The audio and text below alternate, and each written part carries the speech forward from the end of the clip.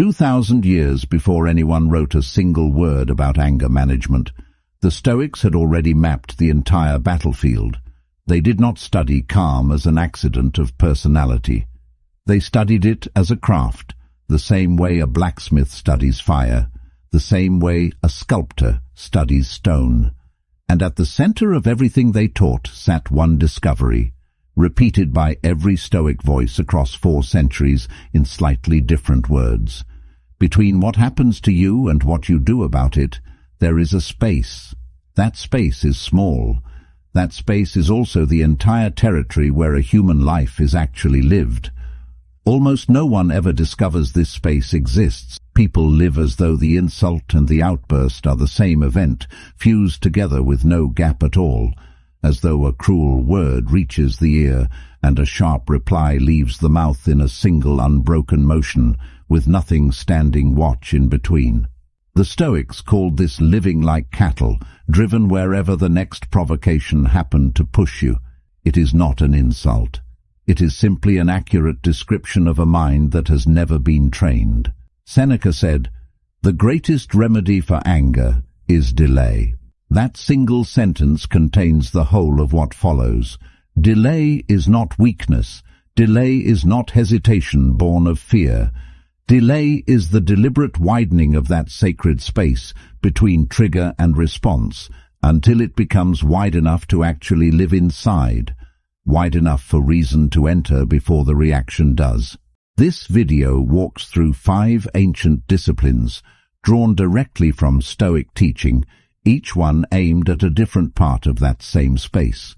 Not 5 clever tricks, 5 old, tested truths, carried forward across centuries because they have never once stopped working.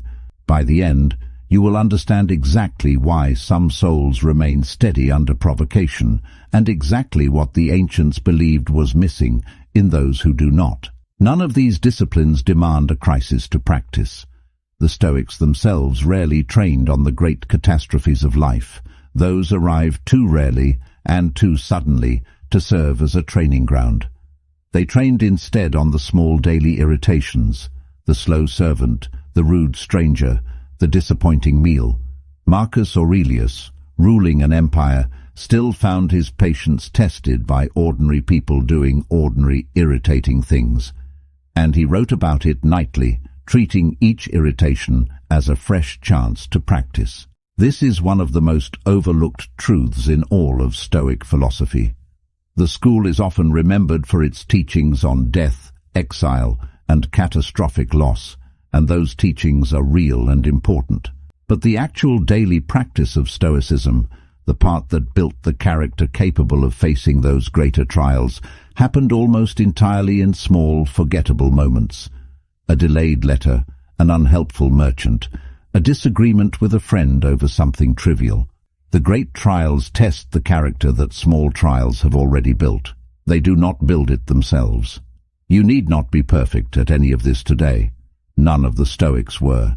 Even Seneca, who wrote some of the wisest words ever recorded on anger, openly admitted to losing his own temper. The goal was never flawless composure. The goal was always the same modest, patient aim. A little steadier this month than last, and steadier still the month after that. A particular kind of comfort lives inside this knowledge. The men whose words have outlasted empires were not born already wise. They failed at this constantly, in private, the same way anyone watching this video fails at it. What separated them was not the absence of failure, but the presence of a deliberate, lifelong practice aimed at narrowing the gap between knowing what is right and actually doing it. Type, "I train the gap," if you are ready to learn what the ancients knew about the space between trigger and reaction. The first teaching, the Stoics called it assent. The Stoics built an entire system around a single precise idea, and they gave it a precise name, assent. An impression arrives, a thought, a feeling, a sting, a flash of anger. All of it arrives uninvited, the way weather arrives. The Stoics never claimed a person could control this first arrival. What they claimed, and what they spent their entire philosophy proving, is that a person can control whether they give that impression their assent, whether they agree to let it become belief, and then become action. This is the hinge on which the whole of Stoic philosophy turns. The impression is not yours to choose. The assent is entirely yours. Between the two sits a gap most people never even notice exists, because they have never been taught to look for it. The untrained mind collapses impression and assent into a single motion. The insult arrives, and within the same breath, belief and action have already followed, with no examination ever taking place. Epictetus, who had been enslaved and beaten before he ever taught a single student, built his entire philosophy on this exact distinction. He had less control over his outward life than almost anyone in history, and from that position he discovered the one thing that could never be taken from him. Epictetus said, "First say to yourself what you would be, and then do what you have to do." Practice this the next time a sharp feeling arrives. Do not ask, "How do I make this feeling disappear?" Ask instead, "What is this impression, and do I choose to give it my assent?" Often the honest answer sounds like this: "This impression tells me I have been disrespected, and I do not assent to the belief that I must act on it instantly." The impression has been received. It has not yet been granted permission to become a verdict, nor an action. This single discipline, practiced again and again, dismantles a belief most people never think to question, that a strong impression automatically earns the right to instant, matching action. The Stoics denied this completely. A strong impression earns examination. What is done with it afterward remains a separate, sovereign choice, never surrendered the moment the impression arrives.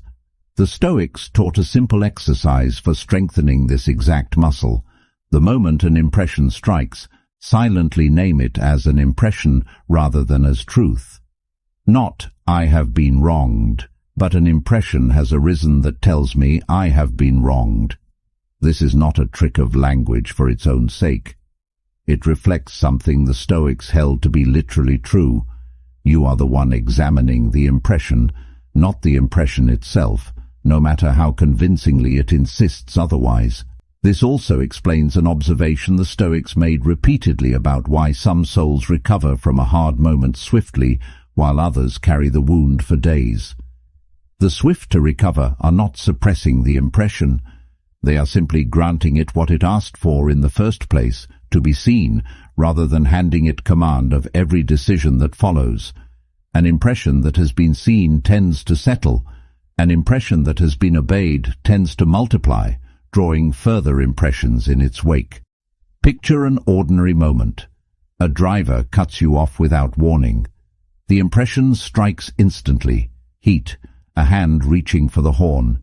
Without the discipline of assent, all of it becomes action within a single breath, and the rest of the drive carries a low, bitter mood that bleeds into whatever comes next.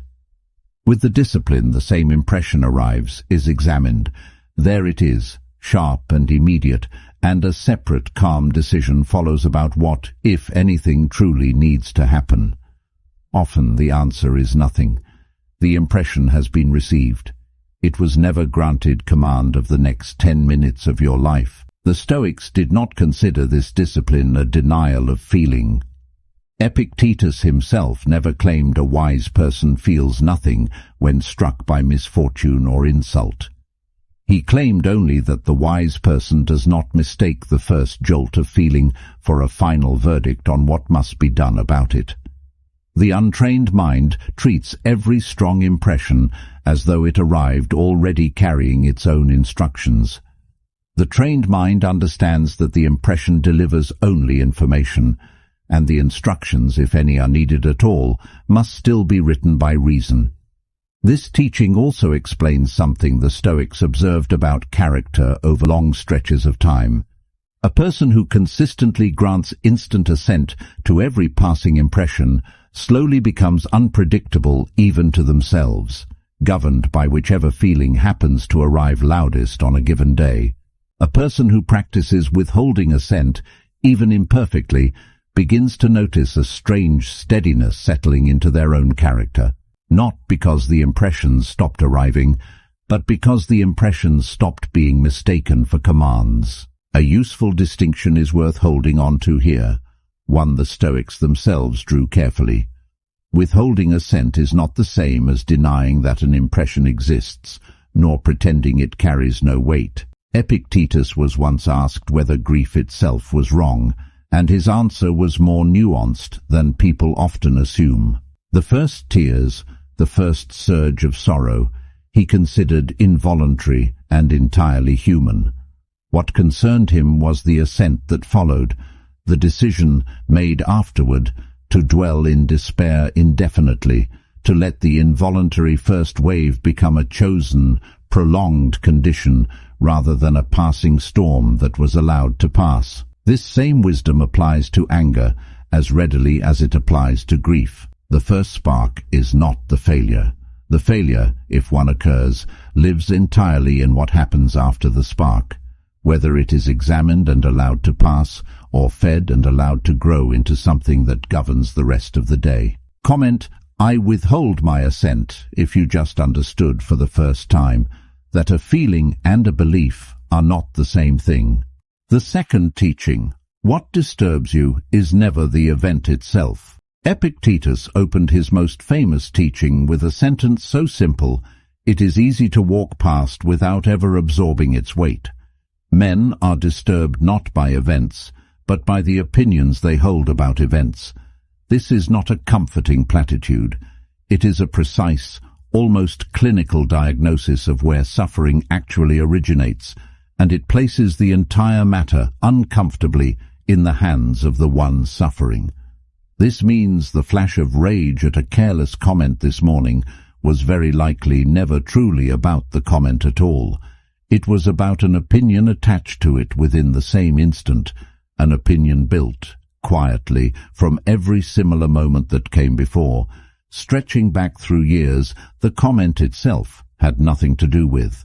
This morning's words were merely the latest voice in an old chorus, and the reaction carried the full weight of every voice that sang before it, though only one voice was actually present in the room. Marcus Aurelius said, "Confine yourself to the present moment, and you'll find that the thought troubling you is rarely about anything happening right now at all." This is precisely what the Stoics meant when they separated the event from the opinion held about it. The mind, in a moment of disproportionate suffering, is not truly responding to what just occurred. It is responding to an entire accumulated history of similar moments, all rising together, disguised as one overreaction to one small thing. Once this teaching is understood, the work transforms entirely. Instead of asking, "Why am I so disturbed by something so small?" the Stoic question becomes, "What opinion have I attached to this event? And is that opinion actually true?" Sometimes the answer surfaces at once. A parent who dismissed you this exact way. A friend who broke faith this exact way. Sometimes the answer takes longer to uncover. Either way, the asking accomplishes something the Stoics considered essential. It separates the size of the disturbance from the size of the actual event, which is, more often than not, the entire root of the suffering. A simple test is worth applying the next time a disturbance feels larger than its cause. Ask whether the weight of the feeling actually matches what occurred, judged as plainly as the Stoics insisted all things be judged. A reply delayed 6 hours does not, on its own, typically earn enough dread to ruin an entire evening. When the measure does not balance, when the disturbance plainly outweighs the event, that imbalance is almost always where an old opinion is hiding, lending weight the present moment never earned on its own. The Stoics taught that a person standing before you today deserves to be judged for what they have actually done, not for what another soul did to you long ago. Failing to make this distinction means responding to a ghost rather than to the living person in front of you. A new companion gets treated, without anyone intending it, like the one who once betrayed trust. A new colleague gets treated like the one who once claimed credit unjustly. The opinion formed long ago quietly attaches itself to someone who had no part in forming it. Think of a simple family dinner. Someone offers a light joke about a messy kitchen. For most people, the comment passes through harmlessly and vanishes within seconds.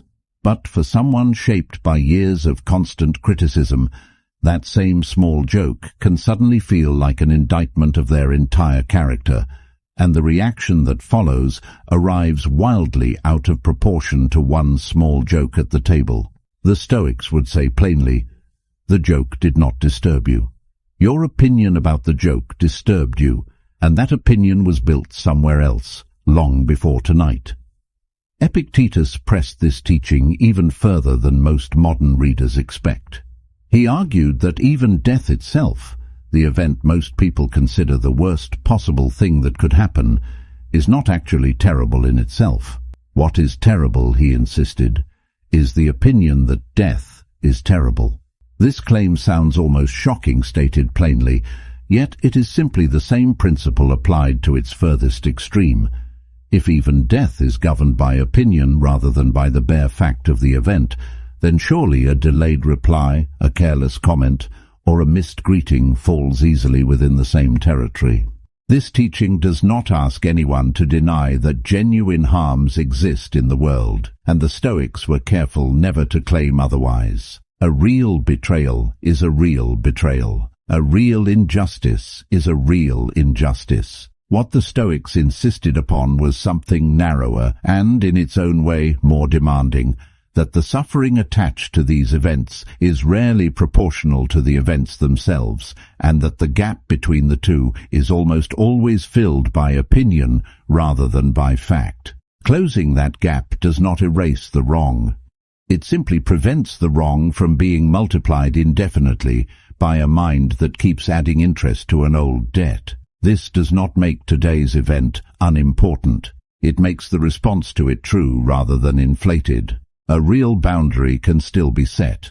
A real conversation can still take place. But now it is measured against what actually happened today, rather than carrying the unpaid debt of an opinion formed somewhere else entirely. Something quietly freeing arrives the moment you finally understand why certain small moments wound far more deeply than they should. It is not a flaw of character in the Stoic view. It is simply an old, unexamined opinion reasserting itself whenever life brushes against the same place.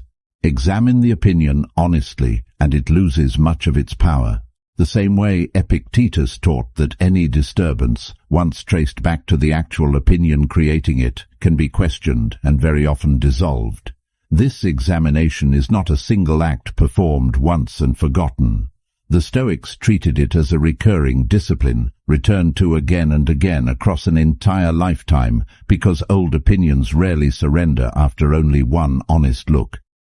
They tend to retreat, then return, slightly weaker each time they are examined, until eventually they no longer arrive with the same automatic force they once carried.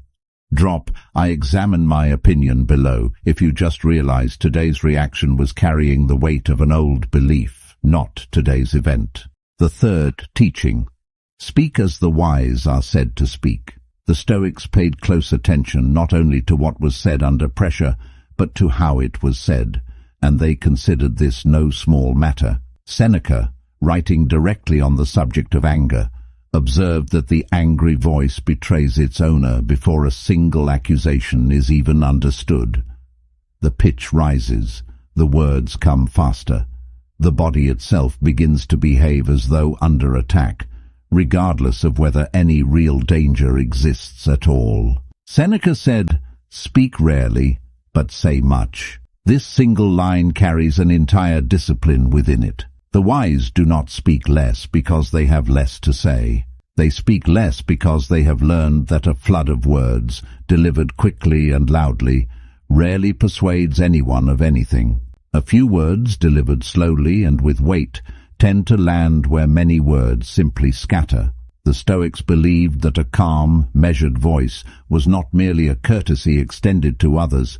It was evidence, visible to anyone listening, that reason still governed the speaker. The Stoics understood something about the relationship between body and judgment centuries before anyone studied it formally. A racing voice and shallow breath feed a racing mind, each one accelerating the other.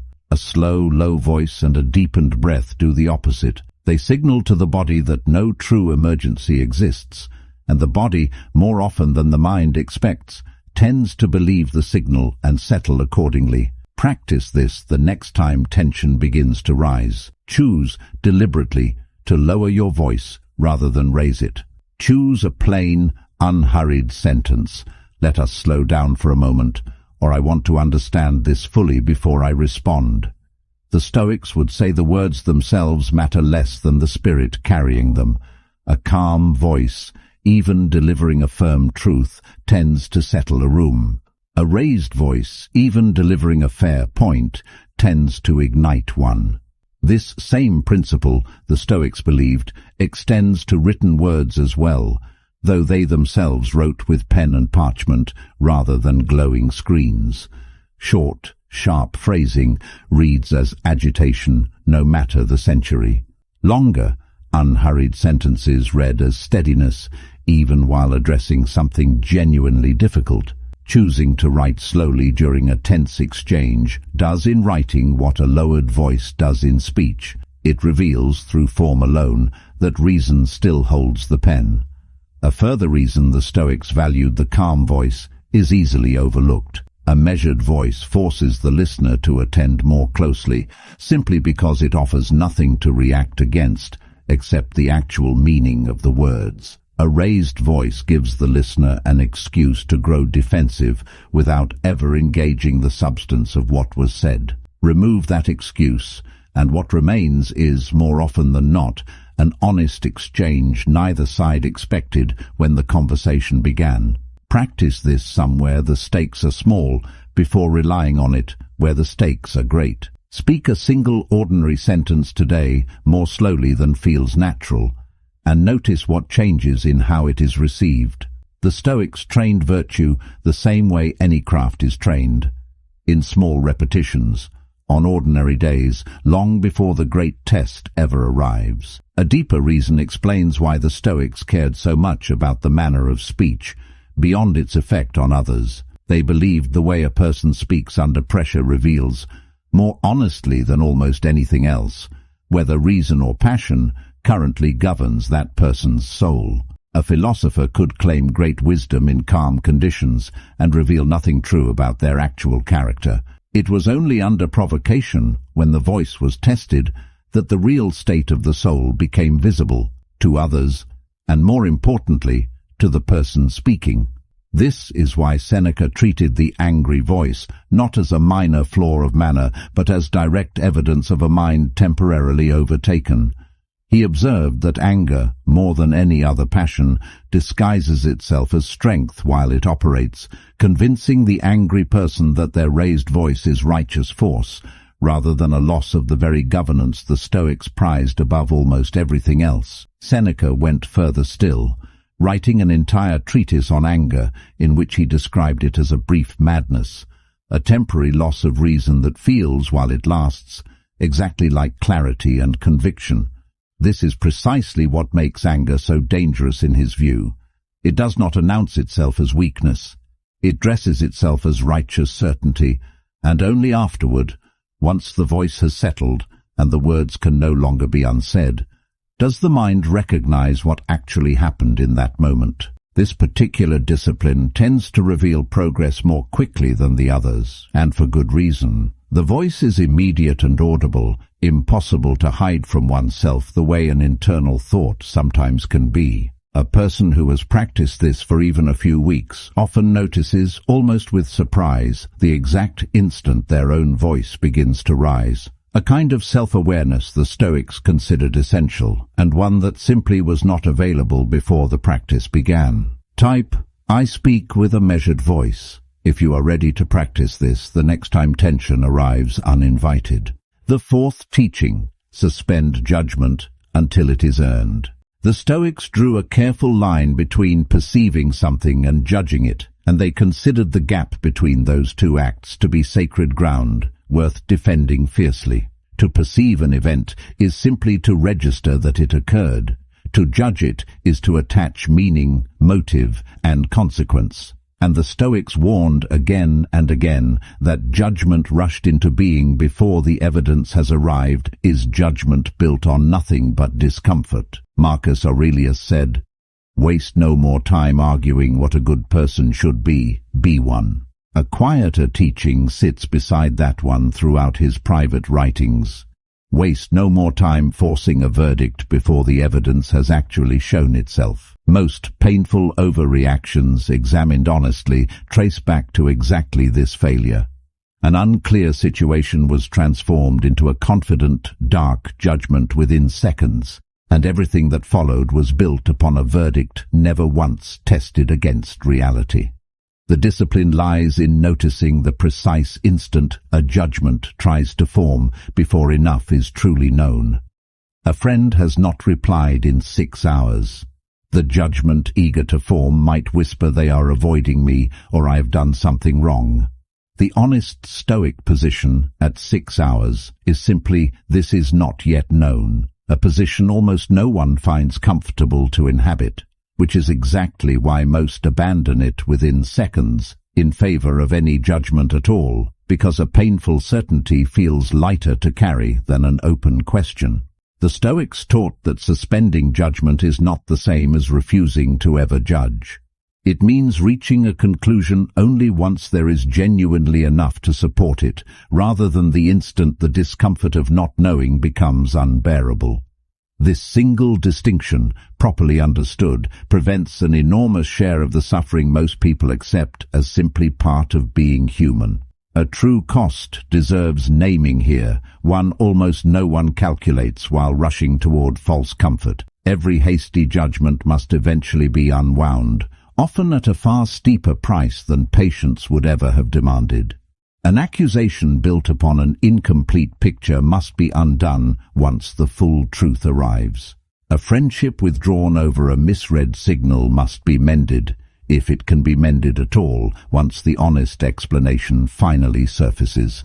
A simple phrase worth keeping close in the Stoic spirit is this, "I do not know yet," and that is enough for now. Spoken silently, even once, it interrupts the rush toward judgment long enough to ask whether that judgment truly rests upon anything real or whether it is merely the fastest story available, seized to fill an uncomfortable silence. Here is a small, ordinary moment the Stoics would have recognized at once, though they never owned a telephone. A friend reads a message and does not reply for the rest of the day. By evening, an entire judgment has formed. Perhaps they are upset. Perhaps the friendship is fading. By morning, the true reason proves entirely ordinary. None of it had anything to do with you at all.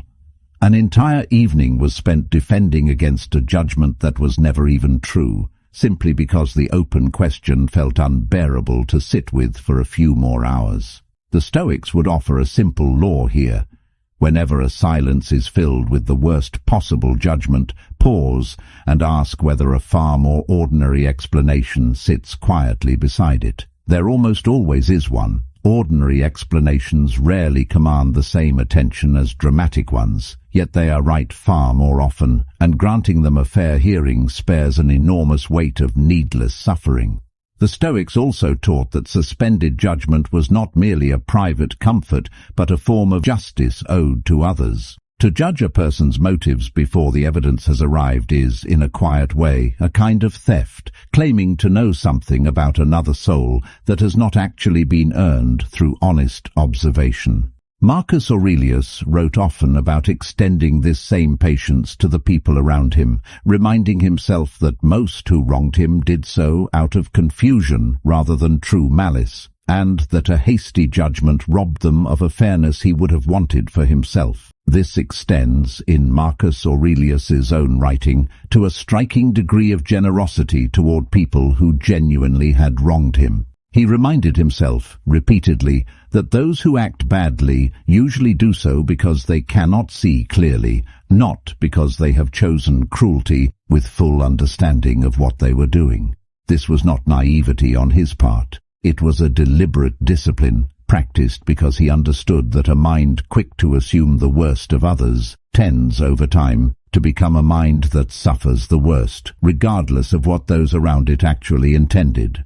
This teaching does not require believing that everyone is secretly good, which the Stoics themselves never claimed. It requires only the patience to find out which kind of person stands before you, rather than deciding in advance and treating the verdict as already settled before the evidence has had any real chance to speak. Comment: I suspend my judgment if you have caught yourself rushing toward a verdict that later proved false. The fifth teaching: meet the day already prepared for friction.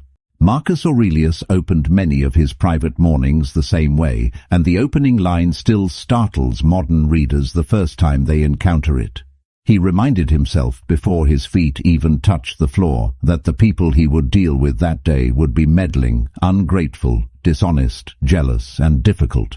This was not bitterness toward the world. It was a deliberate act of preparation, performed for one reason alone, so that when the friction actually arrived, it would meet a mind that was already braced for it, rather than a mind caught completely by surprise. This single habit explains, more than almost any other Stoic teaching, why some souls seem to absorb provocation without ever being shaken by it. The untrained mind treats every irritation as an ambush, a sudden insult against an expectation that the day was supposed to run smoothly. The trained mind has already expected friction before it arrived, and an expected disturbance carries only a fraction of the force that an unexpected one carries. Surprise, more than the provocation itself, is often what produces the fast, regrettable reaction. Marcus Aurelius said, "Begin the morning by saying to yourself, I shall meet with the busybody, the ungrateful, the arrogant, the deceitful, yet none of this can touch what is truly mine." This morning preparation was never meant to breed cynicism or distrust of others. Marcus Aurelius governed with remarkable patience, and is remembered, even by his harshest critics, as unusually gentle for a man with absolute power over an empire. The preparation served the opposite purpose entirely. By expecting difficulty in advance, he freed himself to meet actual difficulty with curiosity rather than outrage, because the outrage had already been spent quietly before breakfast on a difficulty that had not even arrived yet. There is real value in trying this exercise honestly, just once, before a day that seems likely to test your patience. Spend a few unhurried moments naming, specifically, the kind of friction most likely to appear. A curt reply, a missed deadline, a careless word from someone close to you. Picture it arriving. Picture yourself meeting it calmly, already informed that it was coming, rather than blindsided by it. This is not pessimism. It is closer to a soldier checking their own readiness before stepping onto unfamiliar ground. Seneca extended this same practice toward larger trials, not only the small irritations of an ordinary morning. He counseled rehearsing loss, rehearsing hardship, rehearsing the worst a single day could bring, precisely so that none of it, should it ever arrive, would find the mind defenseless. Fortune, he wrote, strikes hardest at those who expected nothing but ease. The Stoics aimed to be struck by nothing they had not already considered in advance, even briefly, even imperfectly. This teaching connects directly back to the very first lesson of this video. A mind ambushed by surprise has no time to examine its own impressions before granting them assent. A mind already prepared for friction meets that same impression with far less force behind it, which makes every other discipline in this video considerably easier to practice when the actual test finally arrives.